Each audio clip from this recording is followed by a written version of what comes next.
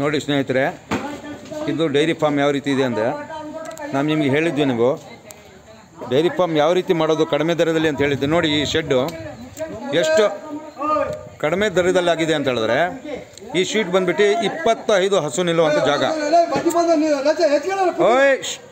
25 ಹಸು ನಿಲ್ಲುವಂಥ ಜಾಗ ಇದು.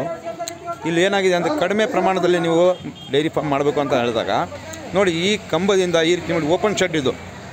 ಇಲ್ಲಿ ಹಸುಗಳಿಗೆ ಯಾವುದೇ ಕಾರಣಕ್ಕೆ ತೊಂದರೆ ಆಗದೆ ನನಗೆ ಏನು ಮಾಡಿದ್ದೀವಿ ಅಂದರೆ, ನೋಡಿ ಪೂರ್ತಿ ಮರಳು ಹಾಕಿದ್ದೀವಿ. ಇಲ್ಲಿ ನಮ್ಮಲ್ಲಿ ಸಿಗುವಂಥ ಮರಳು, ಇಲ್ಲಿ ಹಸುಗಳು ಭಾಳ ಆರಾಮಾಗಿರ್ತವೆ.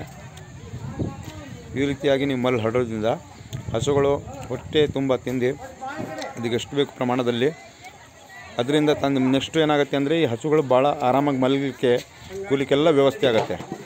ಇಷ್ಟೇ ಖರ್ಚು, ಲಕ್ಷಗಟ್ಟಲೆ ಶೆಡ್ಡಿಗೆ ಹಾಕಿ ಹೋಗಬೇಡಿ, ಕಡಿಮೆ ಪ್ರಮಾಣದಲ್ಲಿ ಶೆಡ್ ಮಾಡ್ಕೊಳ್ಳಿ.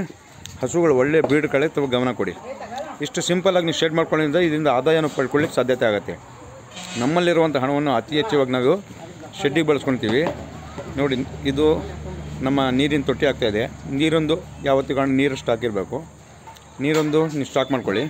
ಬಾಕಿದು ನಿಮಗೆ ಇರ್ಲಿಕ್ಕೆ ವ್ಯವಸ್ಥೆ ಸಣ್ಣ ಪ್ರಮಾಣದ ಡೈರಿಗಿಂತನೂ ದೊಡ್ಡ ಪ್ರಮಾಣದಲ್ಲಿ ಬೆಳೆಸ್ಕೊಂಡು ಈ ಶೆಡ್ ಸಾಕು. ಈ ಕನಿಷ್ಠ ಪ್ರಮಾಣದ ಶೆಡ್ ಮಾಡೋದ್ರಿಂದ ನಿಮಗೆ ಇದು ನೋಡಿ 65,000 ರೂಪಾಯಲ್ಲಿ 20-25 ಹಸು ಕೂರುವಂಥ ಜಾಗ ಆಗಿಬಿಟ್ಟಿದೆ. ಈ ರೀತಿ ಶೆಡ್ ಮಾಡ್ಕೊಂಡಿದ್ದ ತಮಗೆಲ್ಲ ರೀತಿಯೂ ಅನುಕೂಲ ಆಗುತ್ತೆ. ಯಾರು ಹೊಸದಾಗಿ ಬಂದಿದ್ದಾರೆ ಅವ್ರು ಸಬ್ಸ್ಕ್ರೈಬ್ ಮಾಡ್ಕೊಳ್ಳಿ. ಈಗ ನೆಕ್ಸ್ಟು 2 ದಿನದಲ್ಲಿ ಹಸುಗಳು ಬರ್ತವೆ ಈ ಡೈರಿ ಫಾರ್ಮಿಗೆ.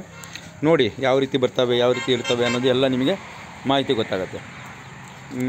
ಲೈಕ್ ಮಾಡಿ, ಇಷ್ಟ ಆಗಿದರೆ ಲೈಕ್ ಮಾಡಿ, ತಾವು ನಮ್ಮ ಚಾನಲ್ಗೆ ಸೇರಿ ದಯವಿಟ್ಟು. Okay, thank you.